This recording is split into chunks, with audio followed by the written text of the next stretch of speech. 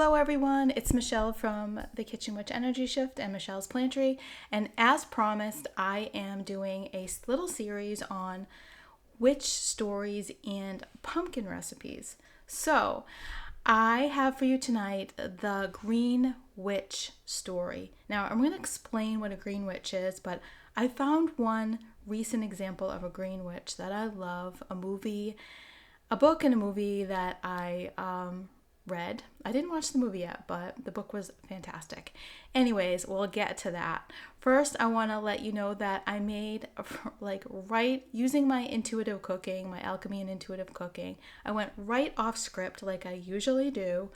I got this download to create a recipe right off the cuff. I mean, that was kind of daring because I only had enough for one meal of a pumpkin recipe to give to you tonight, and I took a chance and it came out really good. I made a pumpkin, tomato, cauliflower, chickpea curry soup. It has potatoes in it too, cherry tomatoes I had left over, and it came out wonderful. I'm going to show you that recipe. So first we'll dive into our witch story for tonight. So tonight we are going to be visited by the essence of the Green Witch.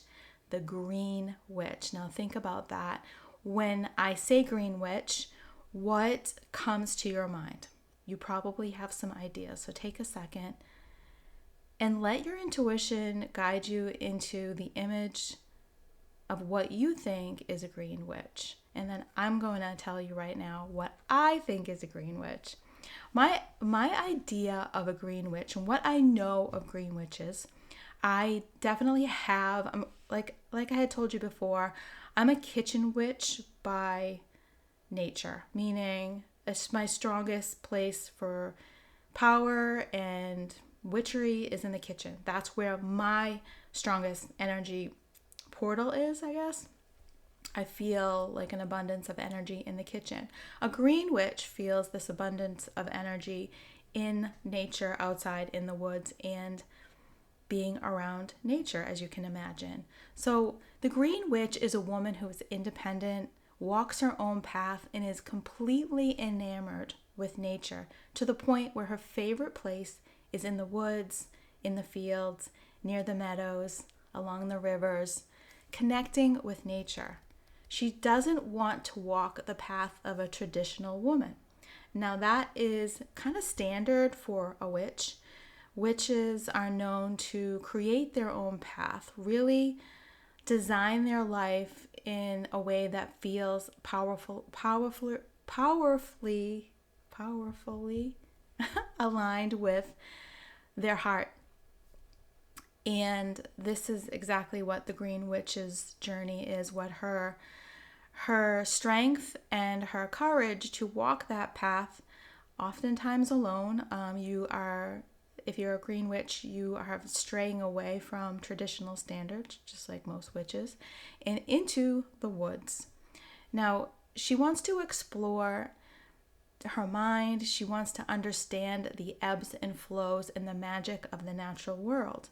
So you can imagine it, when you think about yourself exploring the natural world, you know that you probably have this deep connection to self too. So you can understand why that's so attractive to the Green Witch. And as I talk about her and her essence, you may feel a strong connection within yourself to her essence. And that's what I explore in my course, The Kitchen Witch Energy Shift. The first practice is getting to know different witch energies and bringing that into your daily life to bring magic and amp up your energy using their essence.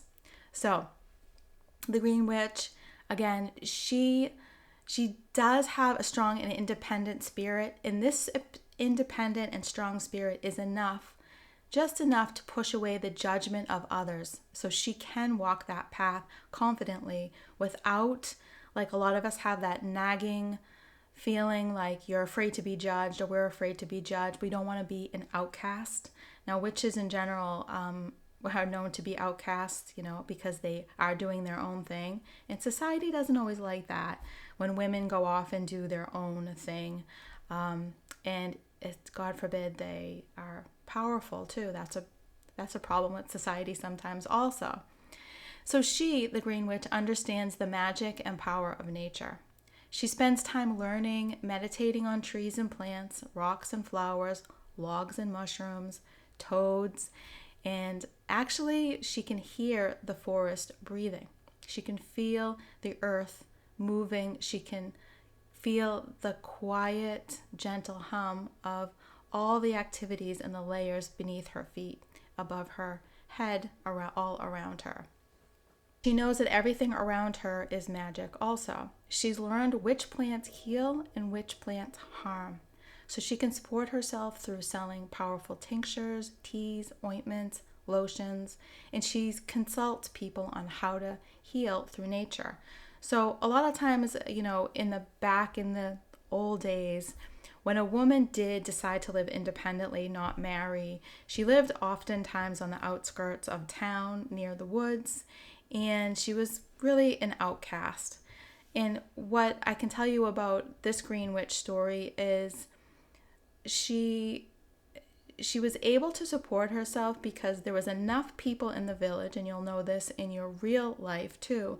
There's enough people in a village that get you. It may be a handful, but it's enough to support you in not making you a complete outcast. Understanding that you're good at heart and people wanting to help you. So in my story here with this Green Witch living on the outskirts alone, deciding to walk her own path, not to be supported by, say, a man. She's learning to support herself, but there are people in town that trust and know that her knowledge is strong and powerful. They lean on her, and in exchange for all her knowledge and healing and all her power as a witch and her good intention of how she provides these healing herbs and tinctures and knowledge, in exchange for that, food is exchanged. So she's thriving in her own way, in her own simple way, living off just enough that she needs and making just enough human connection to, kind of stay under the radar and, nourish and take care of herself. She respects the animals, the insects, the quiet language of plants and how they speak to each other. She walks gently, trying not to cause any unnecessary disruptions or take more than she needs to survive. So walking that path and taking the time to step away from the hustle and bustle of the everyday noise, the opinions of others. People are always telling us how we should live, what we should believe, what we should do. All this opinion coming at us, all this noise. You can lean into the Green Witch in the way she connects with nature to clear your mind and step away from all that. So you can just relax your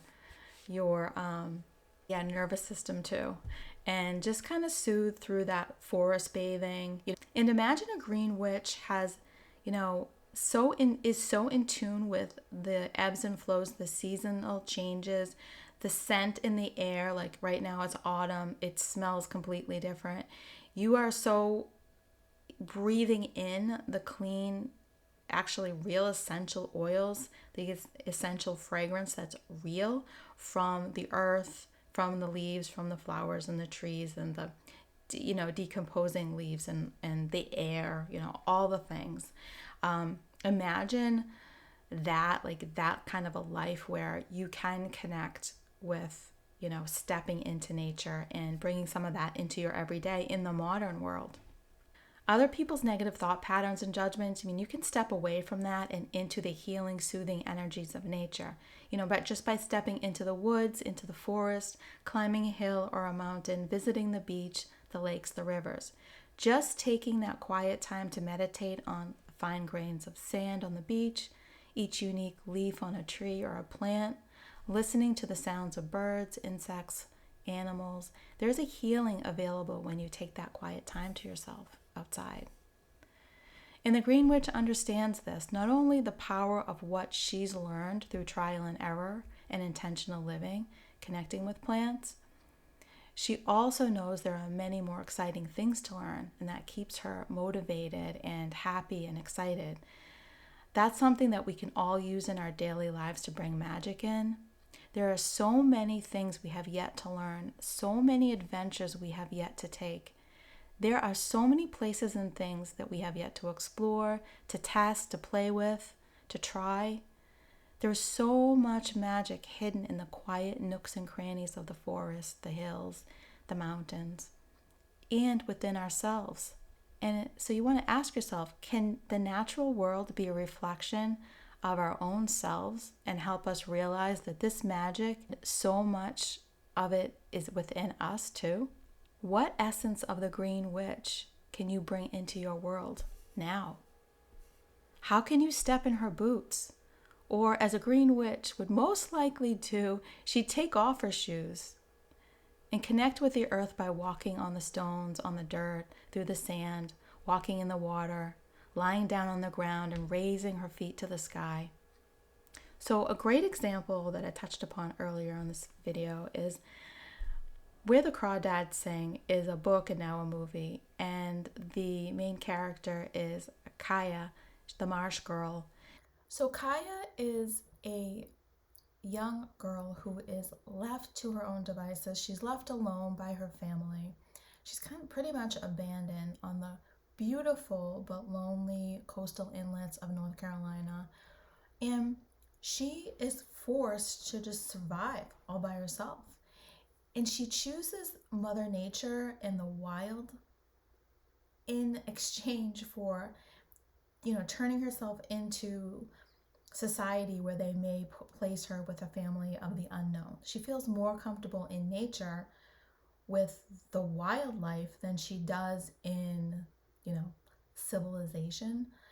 She would choose to be alone versus the unknown of, who she's going to land with as a family. And it takes a lot of courage, of course, just like we talked earlier on the Green Witch. It takes a lot of courage, a lot of grit, to learn to survive on your own. So it can be a lonely place, but she has spent so much time in this beautiful sanctuary that is her world that she becomes a naturalist in her own right, on her own level, untouched by anybody else. She's meditated on just every inch of that sanctuary to the point where she can draw, a feather with the finest details, or a shell from her coastline with the finest detail, without any reference. She's just so in tune with nature. And that just teaches us, again, how many layers that we have around us that we can spend time learning and getting to know our own backyard. She, in my opinion, is the story of a green witch. And just like Kaya, there is one thing, though, that a green witch may feel is missing, and that's the human connection. So her story is sometimes a lonely one. By taking that journey into self, into the woods, and you probably heard this story a bunch of times, when people kind of get off the grid and go into the woods, it's great, but there's also, we have a need, a human need within us to connect with each other.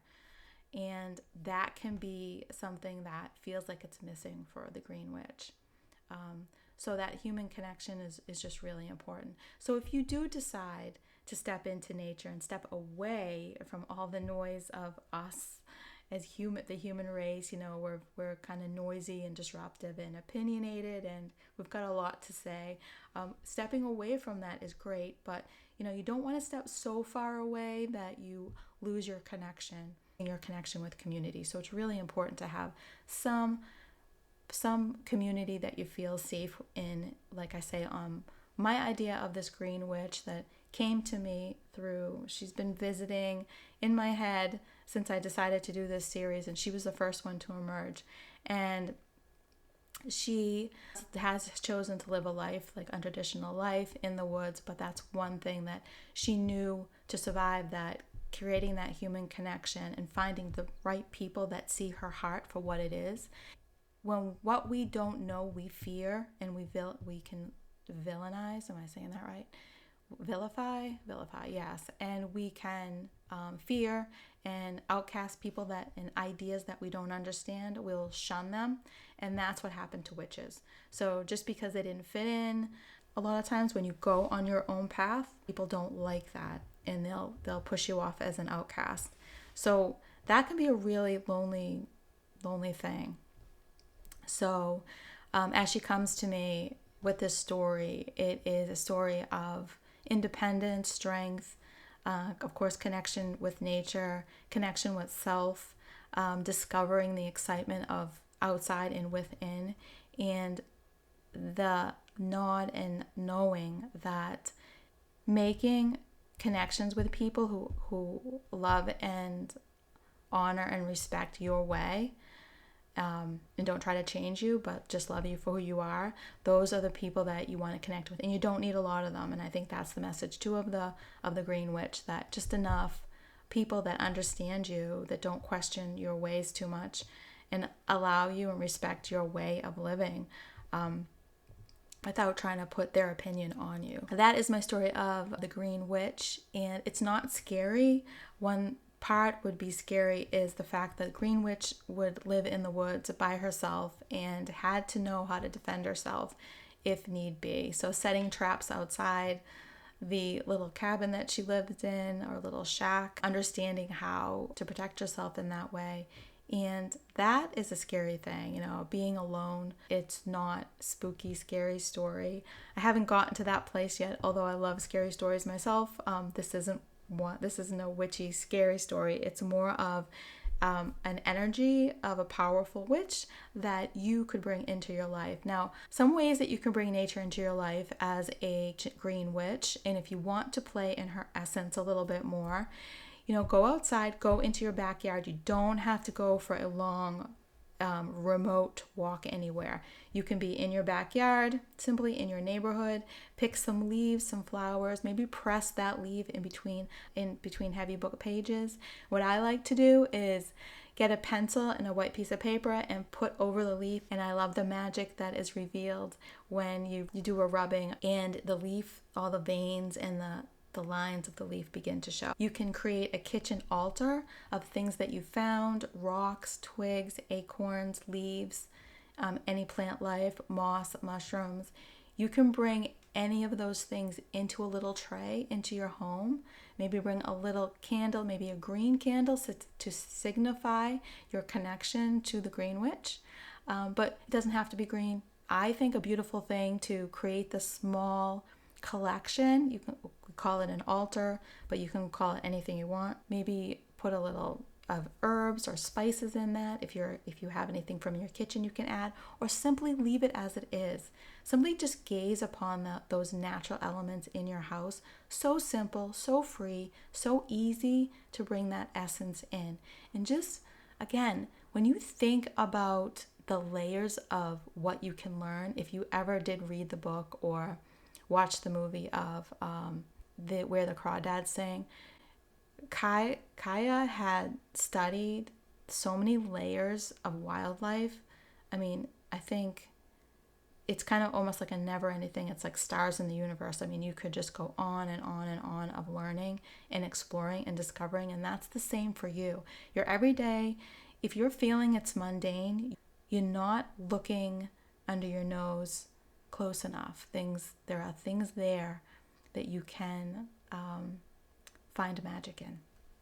So I hope you enjoyed that little story of the Green Witch, and if you feel called to bring her into your life and she can help you bring some magic into your life, step into her shoes, or step out of your shoes and into her essence by going barefoot outside and feeling the earth underneath your feet, getting that feeling of groundedness. So thanks so much for watching and listening. And now we're going to move on to a pumpkin recipe that I made in the Instapot tonight, and I hope you enjoy it. I felt inspired to just make a recipe on the fly. This just came to me. I'm going to leave this recipe in the notes. I'll create a link to it, but here it is right here. Looks like a lot of ingredients, but really I use what I have on hand. You don't have to include everything. I suggest going with your instincts here, but let me show you what I did, what I used. I used 1 can of pumpkin puree and 2 cans of diced tomatoes. I had some regular cherry tomatoes left over. I had some potatoes left over. I had 1 head of cauliflower and a can of chickpeas. I cooked this in the Instapot. I like to put a little water at the bottom when I chop my onions and garlic. I like them to just kind of saute in the water rather than using oil. So from here, I start chopping my onion. I've minced my garlic. I put 1 clove of garlic in there. I'm chopping my potatoes. These are potatoes I had left over. I'm not too picky about what type of potatoes I use. I usually leave the skin on. And then you want to have water nearby. So what you want to do is add water based on how much vegetables you need to cook here. So when you take a look at your Instapot, you'll know that you just want to make sure the veggies are covered with enough water. And here's my beautiful cauliflower. What I thought was so awesome is when I looked at the bottom after I took this kind of the big stem off, I saw like a starfish, which was kind of wild. I thought that was so cool. It actually looked like it had like tentacle, like a real starfish. It looked like the leaves were wrapped around like starfish legs. Anyways, here's me, chopping. So basically chopping all the vegetables for your Instapot, and I used curry, cayenne, and pumpkin pie spice, and 2 veggie bouillon cubes. And this is the end product here. And again, I'll show you basically what I used for measurements for this recipe. I'm going to leave this recipe in the show notes for you. This is the basic recipe, and it can be tweaked to your liking. You can add veggies, remove veggies, add more spices, mash it a little at the end. The potatoes in this stew or soup can make it thicker when you mash it, and it would be wonderful served with some crusty bread. That's a wrap, friends. Until next time, keep making magic, my friends. We'll talk soon. Bye.